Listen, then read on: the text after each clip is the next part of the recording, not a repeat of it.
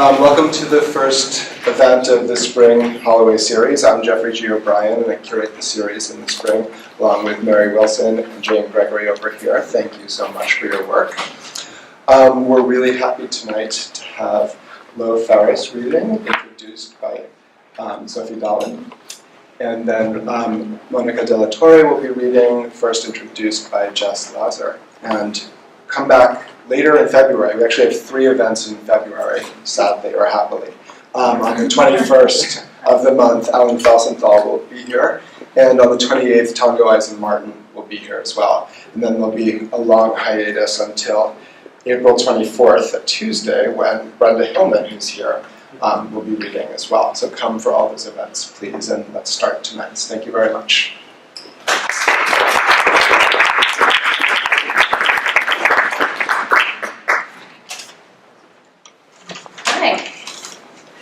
So it is my great honor tonight to introduce my friend, the poet Lo Ferris. I'm Sophia Dallin. Lo Ferris has an MFA from the Iowa Writers' Workshop, where they studied poetry and literary translation.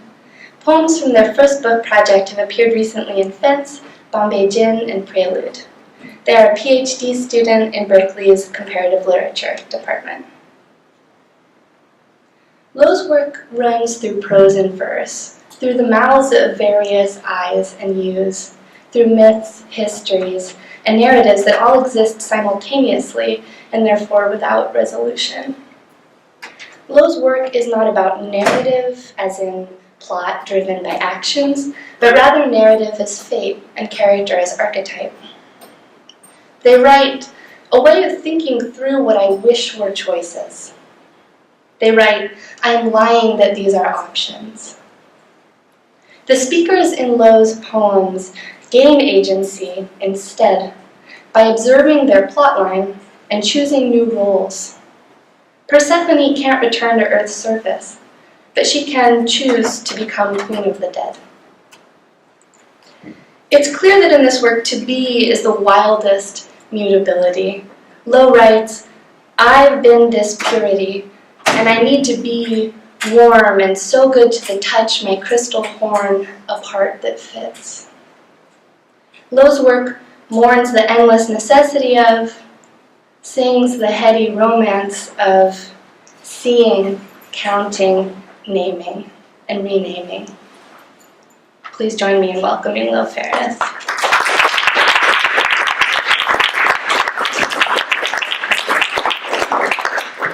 Thank you so much, Sophie. Can everyone hear me? My voice might give out. Dear Moon, I have longed for the day of your ascension, my beloved Lucy, when I might instruct you on the governance of your principality's household. First, that it is a household is a trick of the light and survival instinct, as a precise comprehension of hell's dimensions would be joyless. Better that it come upon you occasionally. As a household, hell begins and ends with how delicious breath is and that bad reputation from forgetting to breathe. Your bemused theodicy, that violation, stems from doubting the restoration of one's God mirrored by grace, all too true.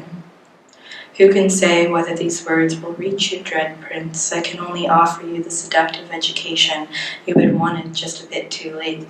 Silly baby, you only learn by example. Preface. First term, I had made revisions to my manuscript and I was hosting a potluck with my new friends in the program. In an office, it was going to happen either way. Who I was didn't matter, applause reflex at the party. It makes more sense to say my body is the scene. In an office, I'm exhausted, the incident again. Theory, I'll never work in this town again. In an office, I'm saying at the end of the dream, I find the baby in a bathroom stall and it's okay. Who I was didn't matter. In every book I've read, the program chooses the perpetrator. The program chooses the perpetrator. The program chooses the perpetrator. The program chooses the perpetrator. So this week went, Rape crisis hotline, drinking alone in bed. Rape crisis hotline, it's my sister's birthday, I'll force it, a good day. Nightmares, women are fucking women in my porn. A boy I maybe loved at the bar and after. Charging up my credit card with drugstore makeup in a trance. Googling how to become a professional dominatrix. She, having given up dancing, began to attend drawing classes and seems to have astonished her master by her designs. Then she gave that up and began to write a novel. James Joyce, 1931. I have the beginnings of a theory, dear reader, that the poet's desire has been erased. Say the argument that she was a silent collaborator in defining modernist text. Wonderweld girl at the movie with dad, model and schizolinguist. Fine. Call Beckett an obsession, add homosexual affairs as a curiosity, as if she saw artistic really. Her father needed to read her a cipher to write the book. I can't tell you what she wrote herself. Lucia Joyce reports that when she used to talk to her father, he would frequently take notes on little slips of paper. It is tempting to assume the wake, the mime-of, plays a central role. What one psychoanalyst calls lucidity, and I'd rather avoid fuck-me formalism. A weekend drink he bought me. When I'm fucked up about it, I force kindness out. At home early morning, I feel fucked up about it, calling out every heroine I've needed myself to be. Mistaking the representational choices of the poet for the living body of the subject is an ongoing problem for this project. Dear Moon, when you were still a child of the church, your favorite book for a time was Paralandra. What followed you about it was an unexpected moment in the contest between the demonic and heaven's representative. Jack, one of several anglicized northern Irish you drew near to like the Brontes, wrote this book at the height of the bombings in London during the war, which is also how you should read The Lion, the Witch, and the Wardrobe.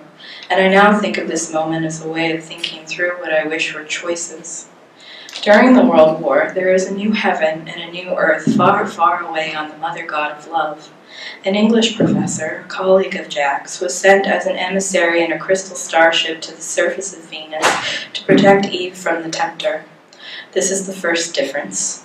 The second difference is that our Father below assumed the form of a man. The first interesting difference is that while eloquent in the presence of the lady, when she goes to sleep, the demonic starts repeating words to the professor on a loop to keep him up all night and dismembers small creatures for fun vacant. He's called the Unman. At some point, the professor has had enough and asks God, God, why have you brought me here and given me no weapons to resist the enemy? God says nothing. Then God says, have I really given you nothing? The man looks at his hands and sees them. He can't defeat the Unman's verbal assault on the lady, but he can kill him. He can kill him by hand and save the new world. He does it. He's wounded. A wound that weeps and never heals, and then he's not himself anymore, but Merlin in the next book back in England after the war. The wound that doesn't heal is when God goes silent and leaves you with nothing but your hands before an enemy. This is part of the resentment narrative we kings of hell have told. Heaven, we know, is being in the gasping gaze of love, with each love at once and all the time, while seeing everyone else do the same. I told the story of a new heaven and a new earth, and that which wounds to a comrade the night before we were going to do something, and he looked in the corners of the library we were in for eyes superstitious. Someday the day could come, but most likely what we're talking about here is the retreat of social warmth and a stage, and a cup of hot apple cider offered to the enemy, which is related to execution but not quite the same thing.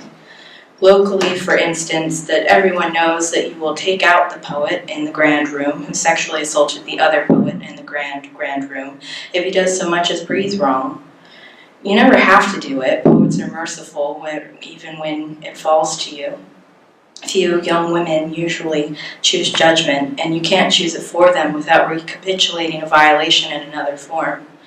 When it falls to you, you feel better when you indulge your instinct for breath in a lyrical daydream, to withdraw into a secluded section of underworld to avoid becoming other than what you were before interruption. My dear, you will at some point fall through the other side of the myth, and there are several options. Consummate hell, be the queen of it.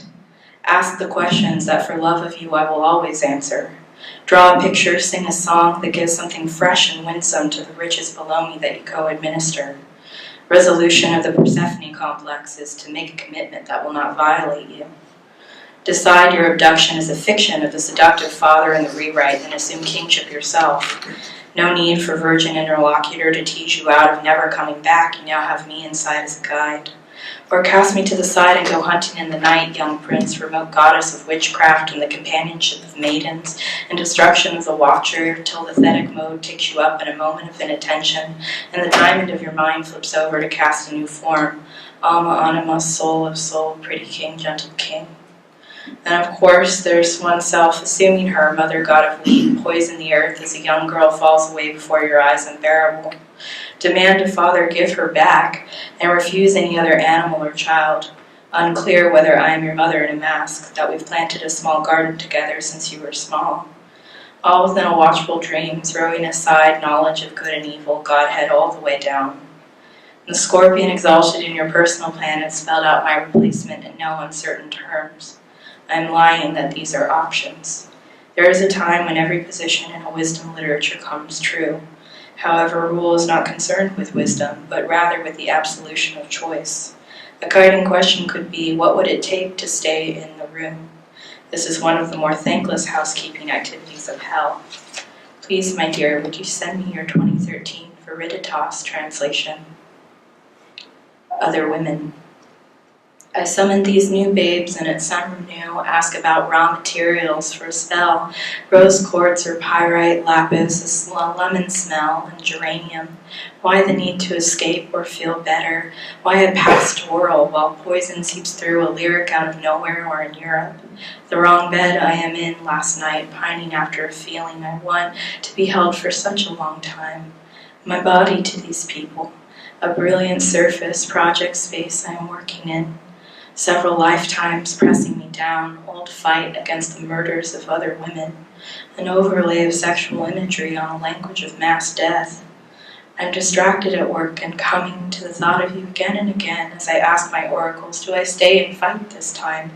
A weary, heartsick BB, casting light from my palms, your darling little witch king, coming to an answer that breaks down in your love beholds me here.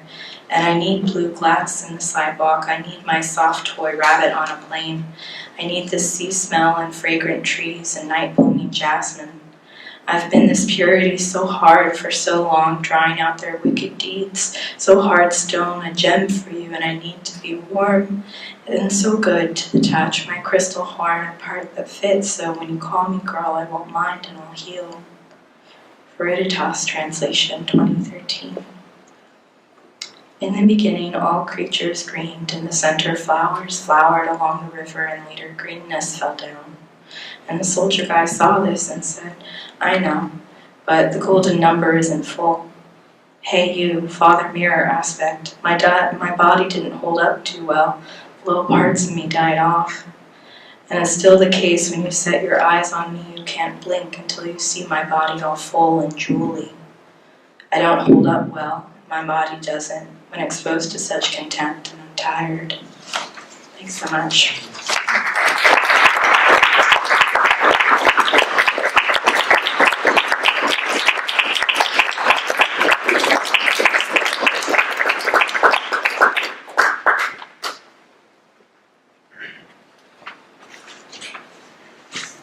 Thank you, Lo.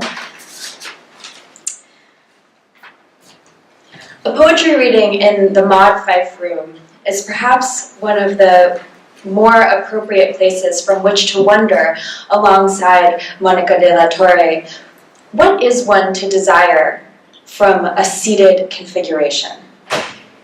The enjambment in her question, what is one to desire from a seated configuration, does at least two things.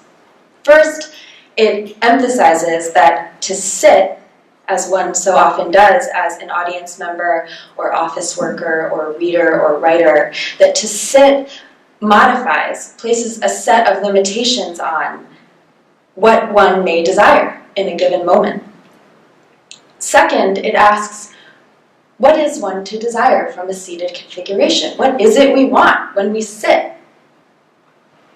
In Mónica de la Torre's work, the architectural, linguistic, and economic limitations that shape what we experience as desire become occasions for poetic possibility. with titles such as talk shows, public domain, and her latest, after a Martin Kippenberger installation, The Happy End / All Welcome. De la Torre's books explore the nature of our participation in shared spaces, chairs, the internet, the office, the audience, the television. De la Torre presents these spaces and their shared vocabularies as forms of inheritance that make us public beings, whether we choose to be or not. The deftness with which she commits to and moves among forms in her books demonstrates against the omnipotence of the very institutions whose language, furniture, and characters she borrows. I've never been interested in committing to a single mode of literary output or in finding a voice or style that's recognized as my own, she said in an interview last year. Indeed, if her poems have a unified form, perhaps it is a form of freedom, a form of play that generates spaciousness within the constrictions of civilized life. She writes in couplets, in prose, in aphorisms, in emails, lists, job notices, blurbs, in both portrait and landscape orientation, in Spanish, in English, in recycled language, with and without typos. And she teaches as a member of the Literary Arts faculty at Brown University, where engraved into the stone of the building that houses the English department, there is a Gertrude Stein quote that aptly describes De la Torre's artistic approach. It says, "And then there is using everything." Please welcome, and we're so happy to have her, Mónica de la Torre.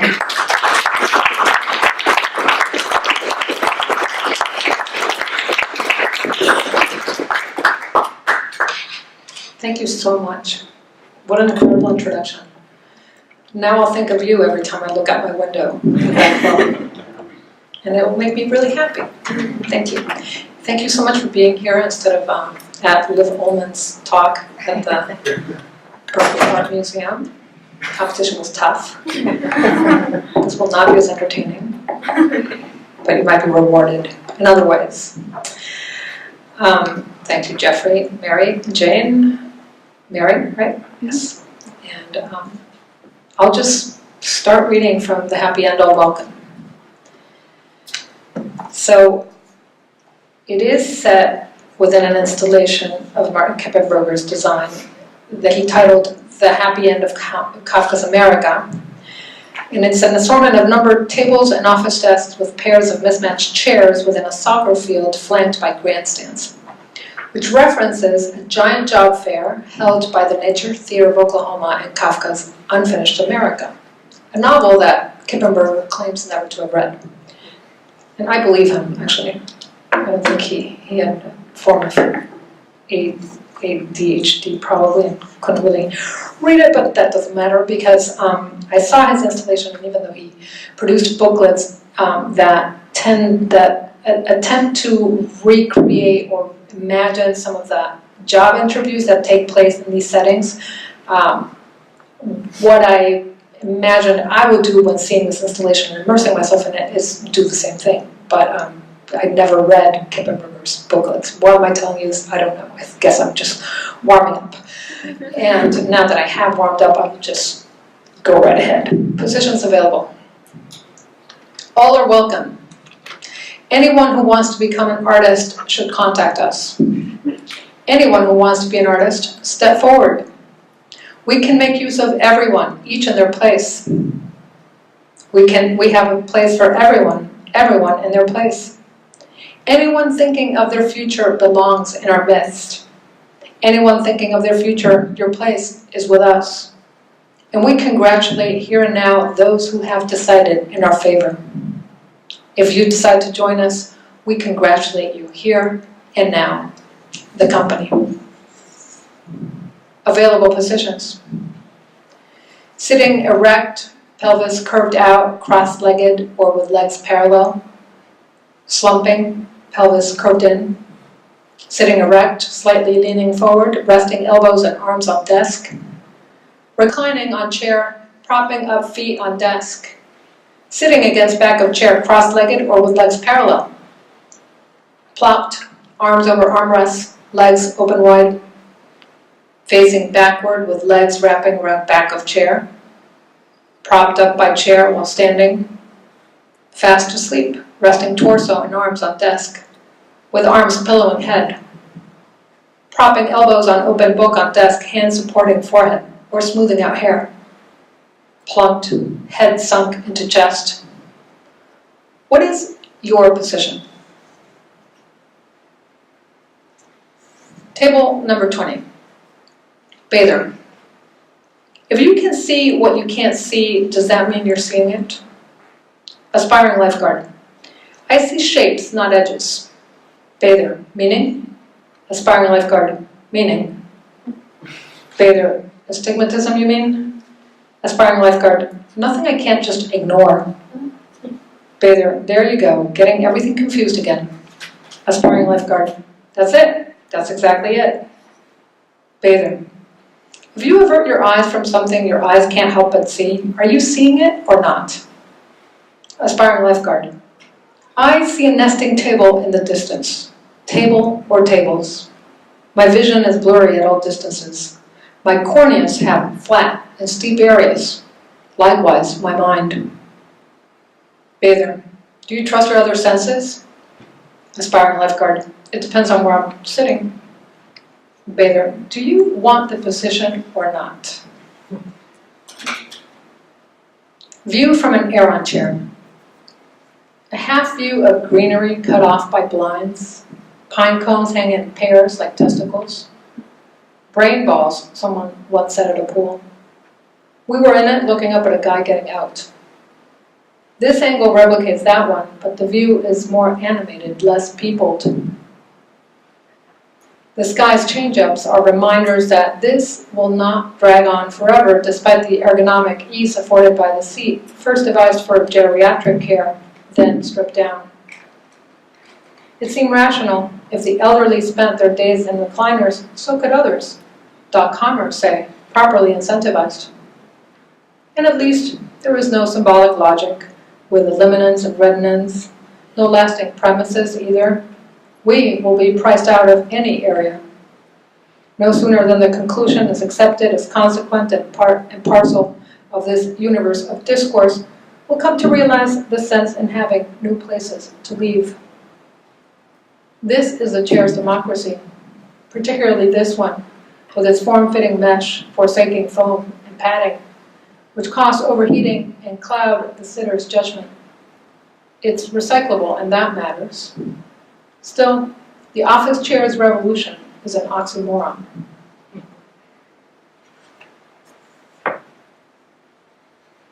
Table 17.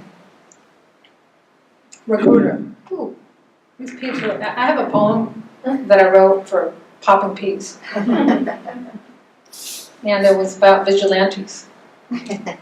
Who, the Minutemen Project, do you know about it? This was in the Bush era, and it's so appropriate now. Because it's these people who would join forces with the Border Patrol and sit on their lawn chairs and spot migrants, and then bring them to the cops. And I thought I would write this poem with popping peas. And since this microphone pops, it'd be great to read, but I don't have it on me. And I wish I could read it for Trump. Anyway, back to jobs. Thing that matters. Table 17. Recruiter. How are you doing today? Worker. I'm pretty bored and I want to play in theater. Recruiter. How's your English? Worker. My English is no good. Recruiter. How do you mean? Worker. My English is not very well. My English is no English. My English is nowhere. My English is not good and it is heard badly. My English is no frequently. My English is no native, so apologies for everyone. Recruiter. Remembers the orientation session in which talent scouts were told to employ, at the drop of a hat, anyone whose use of language might increase activity in audience's corrugator muscles or do their opposite, prompting psychomatic tension. Congratulations, you're hired.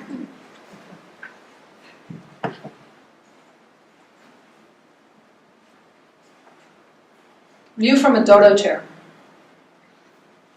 A mutable shape stating that downtime hasn't gone the way of the dodo. Yet the days of sitting around seem extinct. Now it's all go-go. No need to go into it. Who doesn't know the feeling? The dodo, maybe? Its temporality is other. Its inability to adapt rendered it obsolete. And so this prop here is adaptable, as if to right evolutionary wrongs. It encourages a certain flight of the sitter's focus inward when tilting back, and when sitting straight to one's surroundings, an outer spection. Both ways must be had, or less, or else. All hinging on a lever and a handle, not as foolproof as a nod to Alice might lead you to believe. Some groping under the seat back and trial and error is required. And there's no how-to either. The best way to explain it is to do it. Feet on the ground, it's the drama of everyday living.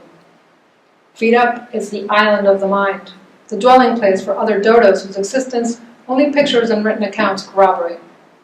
Change or die. Who wants to go back to zero again? I have a question for you. If I stand here, can you hear me? Okay, I will not lean into this. Great. Questionnaire. Describe what color is not. It's missing a thingness. To the point of becoming, color camouflages supporting structures. A vague interior finds in an exterior specific correlations. Even if shapeless, it materializes in dabs, bursts, or blobs. How mood-like? Like, I love that green. Like Benjamin Moore extension color designers or 20-inch Indian human hair extensions. Color resists paraphrase without metaphor. Ruddiness says right, a want to be had. Rose Quartz and Serenity were 2016's official Pantone colors of the year. Your forecast here. Color is ready-made sensation, emotion, feeling, and/or a vague exterior finds in an interior specific correlation. Can it be articulated as narrative, as in red, white, and blue, and Untitled, USA Today?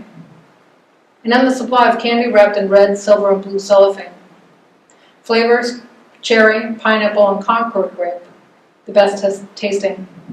Tongue cutting. How do we know how it's red? It's its own culture. White is one of my favorite. In the East, it's associated with death. Red nails once stood for status. Now it's Via Dalia, won't you? The throw of Brazil. Yucatan if you want. I'm not really a waitress. Or the mimicking of natural nails. How simulacra. To the point of becoming, color structures camouflage, supporting it. Buy freedom flags from just $1.60 each, all sizes in stock. The celebrity fitness guru has-been advises, make sure you get all colors in your food. Your yellows, your purples, your reds, your greens. Disregard if you're a locavore. When it comes down to it, some seasons come close to monotonous. Think potatoes and snow. True or false? No mode of excitement is absolutely colorless. Table 45. The Human Resources Manager interviews a candidate for the position of armchair psychologist or pop Freudianist. During the first part of the interview, the applicant is asked to work on various case studies by interpreting the dreams of different subjects. The second part of the interview involves discussing the development of an app for users to log dreams that might eventually be reenacted. These could fall under 5 broad categories: status panic, masochistic ideations posing as sadistic fantasies, total disconnect, catastrophic fear of the collapse of self, and teeth dreams. Case study. In a vast, sun-filled market with large windows and a view of the water, Reminiscent of some place in Seattle or San Francisco that the subject has never visited, there is a baker's stall displaying hearty-looking loaves with reliefs of words on them. The subject tries to read one. It could say either pan or pain, but the loaf is cut in half and only a portion of the word is legible. The next day the subject goes back to the market and asks the baker what a new loaf says. He answers it spells hunger, or was it hombre or hambre? The subject cannot recall. Case study. At a party in a country clubhouse, all the food and drink is placed on tables that are impossibly tall, way out of reach above people's heads, so as to keep bugs away. It seems normal to all the guests present. Case study. A subject dreams that Karen Finley is recounting an old performance of hers in which she exposed her collaborator, a respected poet, to exploitive sexual acts. Finley pulled her on a leash as they traversed a series of linked spaces, as if they were on a train. The subject compares the sequence Finley describes so vividly to the passage through different cars in the sci-fi film Snowpiercer. Suddenly the performance is happening. The subject has joined it. The poet is reclined on an examination table naked, a leg spread next to a pair of scissors and some bottled liquids. The subject takes one of them and squeezes it near the poet's vagina. A distinct sense of ammonia pierces the air. The subject realizes it's a hair removal product. Why would you do that to me? The poet asks. Whether or not there were any spectators contemplating the scene is a question left open. The subject cannot recall what Finley's exploits were. A line was crossed. Finley admits to her feelings of guilt. The subject identifies. Next, Finley talks about how forgiving and broad-minded the poet has always been. The poet, by then, has morphed into a man to whom the subject feels worrisomely attracted. He is now a server at a trendy New York City restaurant. He married Finley after the performance, but the marriage did not last. He has been married to 3 other women since and is currently unavailable. While still dreaming, the subject marvels at the scrambled temporality of her dream. Case study. Oops. Husband and wife are in bed, each with their respective corpses. These are benign, lifeless, hollow bodies, which makes them appealing to the mice nesting inside them. The subject's dream is heavy with dread. Even though both corpses are stuffed with mice, the husband has just been cut open. Will the rodents now hide all over the house? Will the noise they make with their unremittingly growing incisors interrupt the silence of the night? What if they zip up the husband's dead body to contain the mice and then release them out to the woods? This raises the troublesome possibility that the subject won't be able to go outside anymore without fearing that they creep up on her. Case study. On the first day of a new job, after quitting a highly desirable one, the subject experiences genuine befuddlement when asked to contribute $20 for a colleague's taxi fare from the airport. The day's obligations include putting documents in boxes and loading them into a coworker's trunk. It soon becomes apparent that the subject occupies the lowest rung of the bureaucracy and that, other than this odd version of paperwork, there is nothing of consequence at stake. Okay.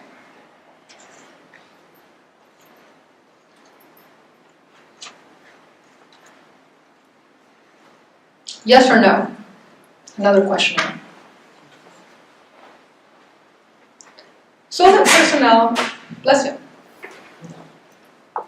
Yes or no? So that personnel can move around and up and down and function as vertical machines, office landscapes are sectioned into action offices. It is suboptimal to give vertical machines space to move around and up and down. Flexible offices are not cost-effective. Furniture in action offices is placed orthogonally. Plants are replaced by partitions on our sides, on 3 sides. Action offices become cubicles. Action offices become dead offices. Plants enliven offices and pictures. Living offices are safe environments for plants. Yes or no? Dead offices attract those for whom work is unnatural compared to play or rest. Living offices attract those for whom work is as natural as play or rest. Individuals in dead offices are workers. Individuals in living offices are human performers. Workers work for higher-ups. Human performers work to satisfy their higher-level egos. Bees are not natural, and that is natural enough. Yes or no? If unchecked, workers dilly-dally to slow down operations. When workers have unexpected collisions in hallways or restrooms, they tend to linger and disturb others. When human performers have unexpected collisions in previously designated areas, they have serendipitous encounters leading to collaborations. When workers talk about the weather or compliment each other's clothing, they are dawdling. When human performers talk about the weather or compliment each other's clothing, they are being creative. Yes or no? In action offices, vertical machines, also known as knowledge workers, confer, negotiate, plan, direct, read, take notes, write, draw, trace blueprints, calculate, dictate, telephone, punch cards, type, multigraph, record, and check at freestanding units. Workers whose tasks demand that they hardly get up from their freestanding units are also known as slouching machines.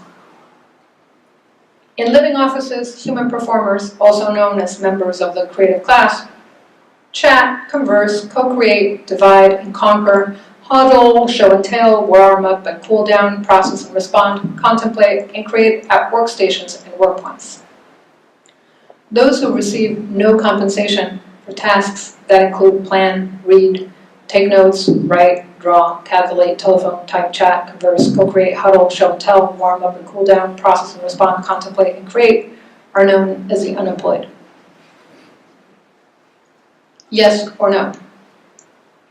In living offices, work points include jump spaces. Jump spaces are not landings. Landings are perch spots adjacent to meeting spaces and forums where human performers can interact. Neither workers nor the unemployed perch in jump spaces. Neither workers nor the unemployed tweet at perch stops. Neither workers nor the unemployed jump in landings. The unemployed may perch, tweet, and jump wherever they please. Okay.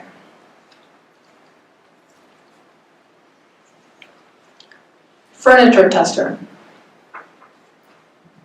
She goes around the floor, jotting notes on the chairs she sits in. From each one, her outlook is somewhat different. The views gleaned from each are not in concert.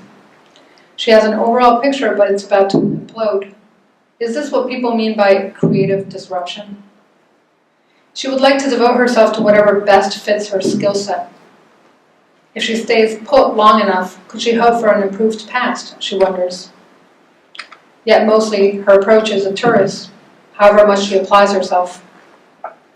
You don't always have to return the favor, she realizes. In general, she's not a verbalizer. She mainly hears herself listening to, or all too often, uttering malapropisms, sometimes eagerly. Given the vagueness of her records, has her experience been built into the design? Are the stimuli interior or exterior? She considers tinnitus as metaphor. Yet what she gets from sitting for hours on end is tendinitis in the hip. She goes on seeking comfort in uncomfortable chairs. Okay, so I'm going to stop reading from the book, and now I'm going to read you a few poems from a new old series that I've titled provisionally Discontinued Repetition. And I think I might have even read some of these poems ages ago at a reading in Brooklyn. You were there with Ben and Ariana Reigns. Do you remember this reading? So they're self-translations. of one poem that I wrote in Spanish in the 90s called Equivalence. Equivalencias, really. It's called Equivalencias.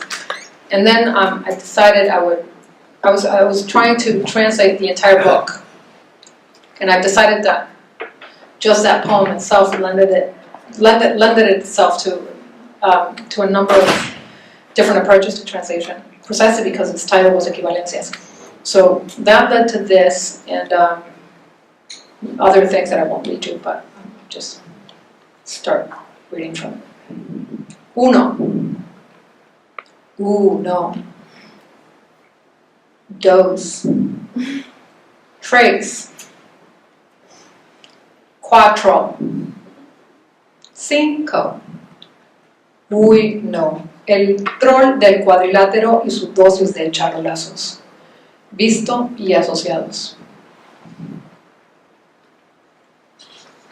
Equivalencias. Equivalences. 1. Un silencio, una llamarada. Un sorbo, a silence de café, a flare antes de que supiera amargo. A sip of coffee, un hoyo dentro de un before it tasted bitter, de un agujero, a gap in a hole. 2 caminos para una trayectoria, 2 roads a sus ojos, to one path cerrados durmiendo la siesta. And a pair of cuántos espejos, napping eyes, son 2. How many mirrors cae la tarde, are 2 y aparecen 2 luces. Night falls, 2 hijos que ya son 2 lights appear, que ya son 3. 2 children going on 3. 3 es paz y garantía. 3 is peace, un cómplice y un enemigo, and a pledge. 3 an accomplice, amigos, an enemy, 3 granos de sal. 3 open books, 3 grains of salt. 4 veces dije un nombre y nada. 4 times 4 es lo mismo que 2. Said a name and nothing. 4 is the same as 2. Y si 5 veces te preguntas, if 5 times, ¿qué hago aquí? Times, you ask yourself, quema tu cama. What am I doing? Déjala arder. I'm doing here. Burn your bed, let it burn and split. The poem is titled Equivalencias. There's some silence, the serving of something that's bitter. I know that. And there's something inside something else. There are 2 roads from a source and, wow, my memory these days. Oh yeah, your eyes are closed during a nap. Yeah, mirror something, there's 2 somethings, there's 2 lights and 2 boys, and then there's 3. There's 3 open books and 3 grains of salt, and there's something else I did not understand. And some complicit enemy. 4 times I call your name and nothing. 4 times is the same as 2 times. 5 times or the 5th time is the same. I call your name and I don't hear you. I'm sensing that the person whom this poem is addressed to is as distracted as I am right now. Someone is not listening to something. Equivalences. 1 silence, a flash, a sip of coffee before I knew bitter, a hole in a hole, 2 paths to a path, and his eyes closed napping. Many mirrors are twofold. Late afternoon and see 2 lights, 2 suns, and 3. 3 is peace and security, an accomplice or an enemy. 3 books open, 3 grains of salt, 4 times a name and nothing said. 4 is the same as 2. And if you ask 5 times, what am I doing here? Burning your bed, let it burn, and go. Like in Valencia.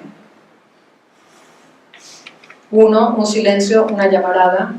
The silence of Esmeralda. Un sorbo de café antes de que supiera amargo. The sorbet at the café, superior.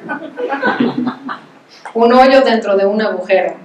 The oil at the dentist was relaxing. 2 caminos para una trayectoria. The 2 roads were doubly tragic.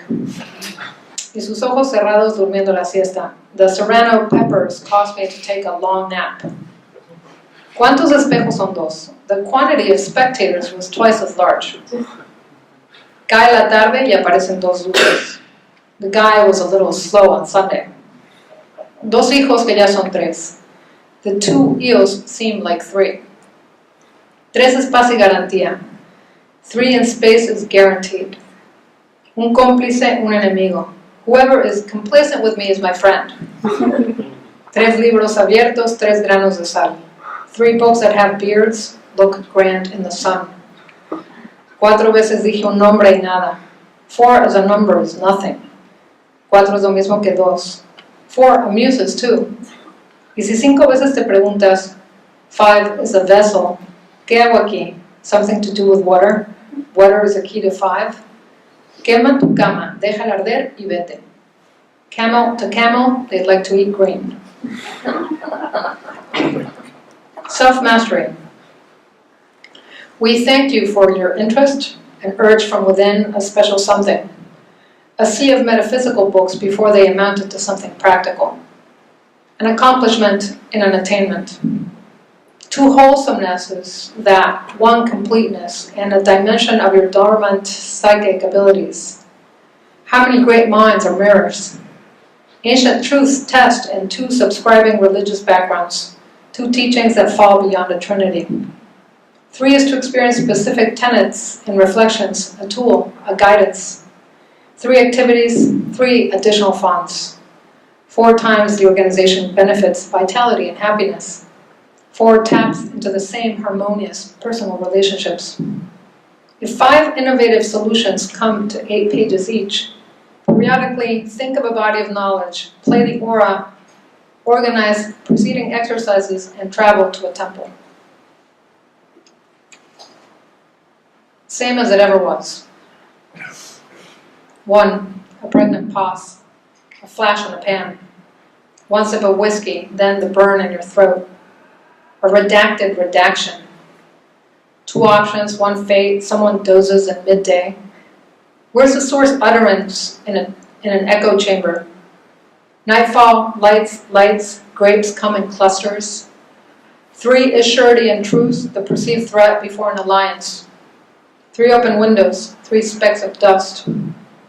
I call 4 times and no one answers. 4 times or 2, whatever. As if you were talking to yourself going, where am I? Over and over and over and over and over.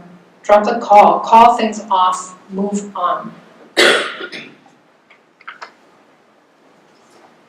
The next are letter-to-letter translations. In other words, like the translation is an anagram of the original, but it's not word for word. So all the letters are used here. Hola, mi amor. You enter an abode, a silo or an asylum. You signal to a codeman.